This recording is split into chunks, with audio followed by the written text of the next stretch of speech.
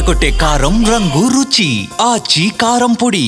ఏలూరు జిల్లాలో navy depot ఏర్పాటు వివాదాస్పదంగా మారింది. ప్రభుత్వం దీన్ని అభివృద్ధికి సంకేతంగా చూపిస్తుంటే స్థానిక గిరిజనులు మాత్రం దీనివల్ల తాము అన్ని విధాలుగా నష్టపోతామని తీవ్రంగా వ్యతిరేకిస్తున్నారు.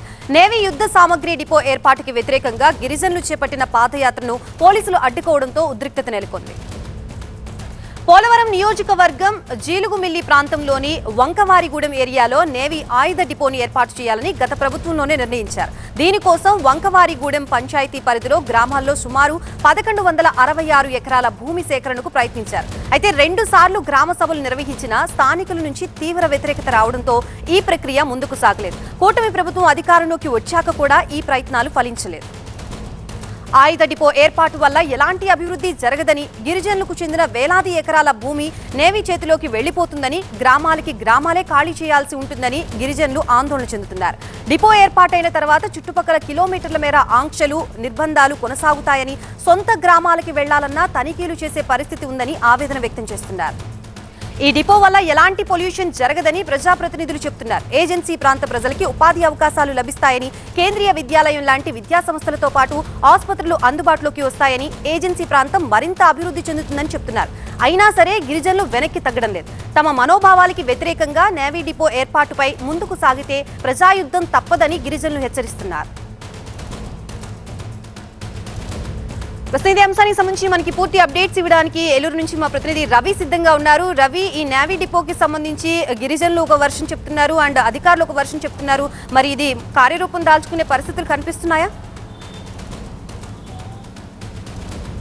అంటే ప్రస్తుతానికైతే చాలా ప్రతిష్టాత్మకమైన ప్రాజెక్టుగానే చెప్పుకోవాలి. ఒకవైపున ఏలూరు ఎంపీ పుట్టా మహేష్ కుమార్, అదేవిధంగా ఎమ్మెల్యే పోలవరం ఎమ్మెల్యే బాలరాజు, వీరిద్దరూ కూడా దీనిపైన గిరిజనుల్లో స్థానికంగా ఉన్నటువంటి నివాసుల్ని ఒప్పించే ప్రయత్నం, మరోసారి గ్రామ సభల ద్వారా కూడా ప్రజలందరికీ కూడా కన్సర్న్ తీసుకునేటువంటి ప్రయత్నం అయితే చేస్తున్నారు. అయితే అక్కడ ఉన్నటువంటి స్థానిక గిరిజన సంఘాలు కావచ్చు, అదేవిధంగా వామపక్షాల పార్టీలకు సంబంధించిన నేతలు కావచ్చు, దీనిపైన చాలా తీవ్రమైన అభ్యంతరాలు అయితే వ్యక్తం చేస్తున్న పరిస్థితి కనిపిస్తుంది. దాదాపుగా 2000 కోట్ల విలువైనటువంటి అక్కడ అభివృద్ధి జరగబోతూ ఉంది. అదేవిధంగా 1665 ఎకరాల భూమిని అక్కడ సేకరించి అక్కడ నేవీకి సంబంధించినటువంటి ఆయుధాలకు సంబంధించినటువంటి స్టోరేజ్ గిడ్డంగులు, అదేవిధంగా నేవీకి సంబంధించినటువంటి 2000 కుటుంబాలు, దాదాపుగా 2000 కుటుంబాలు అక్కడ వచ్చి ఉంటాయి. దాదాపుగా ఒక పెద్ద గ్రామం అక్కడ వస్తుంది. దీని ద్వారా అటు అశ్వారావుపేట నుంచి, అంటే అటు తెలంగాణ ఆంధ్ర సరిహద్దుల్లో ఉండడంతో ఈ ప్రాంతం, ఏజెన్సీ ప్రాంతం మొత్తం కూడా అభివృద్ధి చెందుతుందనేది ప్రజాప్రతినిధుల వాదన. అయితే మరోవైపున చూసుకుంటే ఈ 1665 ఎకరాల భూమిని కోల్పోతున్నటువంటి గిరిజనులు తమకు గతంలో ఉన్నటువంటి ప్రాజెక్టులకు సంబంధించి భూములు సేకరించారు. అప్పట్లో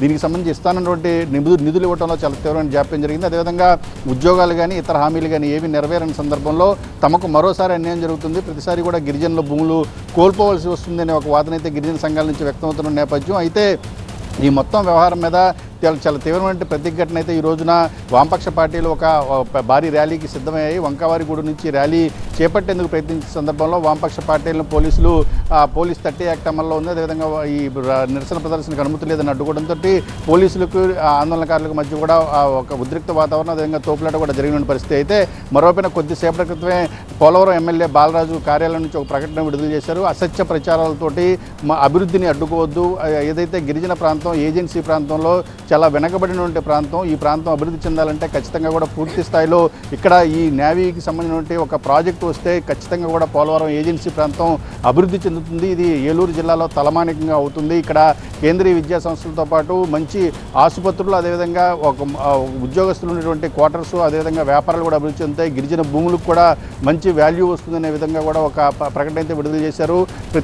అంటే గిరిజన గ్రామాల్లో ఏదైతే దాదాపుగా 1665 ఎకరాల భూమిలో 30 ఎకరాలు మాత్రమే దీనికి సంబంధించిన గిడ్డంగి ఉంటుంది. మిగతాది మొత్తం కూడా అక్కడ ఉన్న పనిచేసే నేవీకి సంబంధించిన స్టాఫ్ కావచ్చు, వారికి సంబంధించిన సిబ్బందికి సంబంధించిన కార్యాలయాలు కావచ్చు, ఇవన్నీ ఏర్పాటు చేస్తారు. కాబట్టి అభివృద్ధిని చూడాలి. దీంట్లో ఎవరికన్నా అపోహలు ఉంటే ఆ ప్రభుత్వం సంబంధించినటువంటి ఏదన్నా లబ్ధి రాదనే కనుక భయాందోళన కనుక ఉంటే ఖచ్చితంగా అవన్నీ తీర్చిన తర్వాత ఈ పనులు కూడా ముందుకు సాగుతాయని చెప్పేసి ఆయన హామీ ఇచ్చే ప్రయత్నం అయితే చేశారు. రెండో వైపున చూసుకుంటే ఇప్పటికే నేవీకి సంబంధించిన అధికారులు ఏలూరు జిల్లా కలెక్టరేట్లో సమావేశమయ్యారు, ప్రజాప్రతినిధులతో సమావేశమయ్యారు. గారు అధికారులతో కూడా సమావేశమయ్యారు. దీనికి సంబంధించి చాలా అంశాలపైన అసలు ఈ ప్రాజెక్ట్ ఎలా ఉంటుంది, ఏ ఏ ఏ ఏ కార్యక్రమాలు అక్కడ జరుగుతాయి అనే అంశాలను కూడా ఎక్స్ప్లెయిన్ చేసే ప్రయత్నం చేశారు. అయితే ఒకవైపున ప్రజా సంఘాలు కావచ్చు, వామపక్ష పార్టీలు కావచ్చు, ఇది ఒక పెద్ద ఉద్యమంగా కూడా తీసుకొని ముందుకు వెళ్తున్న సందర్భంలో నేవీ అధికారులు చెప్తుంది, అదేవిధంగా ప్రజాప్రతినిధులు చెప్తుంది, గిరిజన సంఘాలు అంగీకరించే పరిస్థితి కనిపించలేదు. పూర్తి స్థాయిలో అయితే ఉద్యమానికి సిద్ధమవుతున్నారు. జిల్లా వ్యాప్తంగా కూడా నిరసనలు కూడా చేపట్టేందుకు కూడా సిద్ధమవుతున్న పరిస్థితి కనిపిస్తుంది. ఒకవైపున పెద్ద ఎత్తున గిరిజన సంఘాలను కూడా అభ్యంతరం వ్యక్తం చేస్తుంటే మరోసారి ప్రజా అభిప్రాయ సేకరణకు గ్రామాల్లో వెళ్ళి అధికారులు గ్రామ సభలు నిర్వహిస్తారా, మరియు వారి దగ్గర నుంచి కన్సర్న్ తీసుకుంటారా, కన్సర్న్ తీసుకున్న తర్వాత ఈ ప్రాజెక్టు మీద ముందుకు వెళ్తారా లేదనేది వేచి చూడాల్సిన పరిస్థితి ఉంది. Right, thank you Ravi.